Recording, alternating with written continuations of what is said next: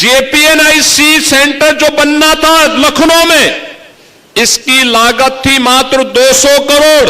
860 करोड़ खर्च हो गया और अभी तक पूरा नहीं हो पाया था। सीबीआई जांच चल रही है और इसीलिए बबुआ इस बात को लेकर बौखला गए हैं। बहनों और भाइयों, लूट के नाम पर किस प्रकार का तांडव था याद करिए। आज पूर्वांचल एक्सप्रेस वे पर अयोध्या के बाद फिर मैंने अयोध्या में इन लोगों ने राम भक्तों पर गोलियां चलाई थी। पूर्वांचल एक्सप्रेस वे के नाम पर, जो पूर्वांचल एक्सप्रेस वे 341 किलोमीटर लंबा, 120 मीटर चौड़ा हम लोगों ने बनाया है। बहनों और भाइयों, इसी पूर्वांचल एक्सप्रेस वे पर पहले समाजवादी पार्टी की सरकार के समय में टेंडर हुए थे।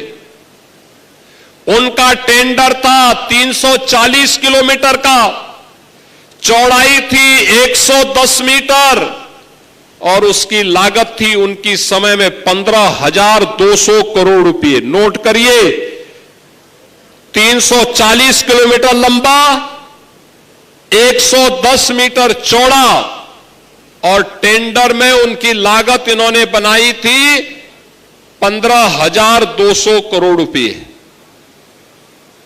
जब हमारी सरकार आ गई, भारतीय जनता पार्टी की डबल इंजन सरकार आ गई, इस सरकार ने जब देखा कि जमीन नहीं है, इन्होंने टेंडर कर दिए, उसको निरस्त किया गया और निरस्त करने के बाद फिर से विज्ञापन निकाल करके नए टेंडर आमंत्रित किए गए।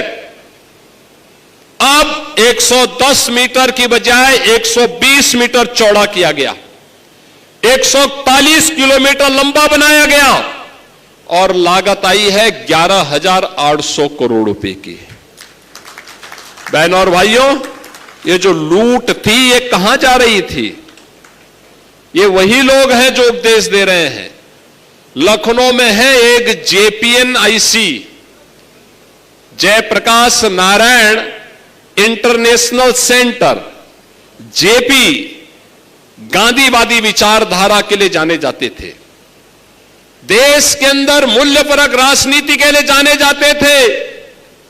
राजनीति में जिन्होंने मूल्यों और आदर्शों को स्थापित करने की वकालत की, परिवारवाद की मुखालफत की, उस जेपी के नाम पर, जिन्होंने सर्वोदय के नाम पर समाज को जोड़ने का काम किया था, इन लोगों ने ऐसे श्रद्धेय जयप्रकाश जी को भी बदनाम करने का काम समाजवादी पार्टी ने किया।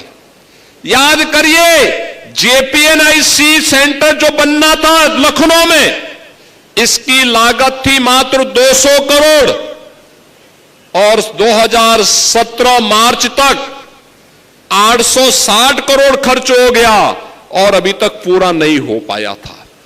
सीबीआई जांच चल रही है और इसीलिए बबुआ इस बात को लेकर बौखला गए हैं कि इनके लूट का, इनके भ्रष्टाचार को उजागर करने वाला, याद करिए 200 करोड़ का कोई कार्य 860 करोड़ खर्च हो जाए और तब भी पूरा ना हो, ये लोग नैतिकता की बात करते हैं।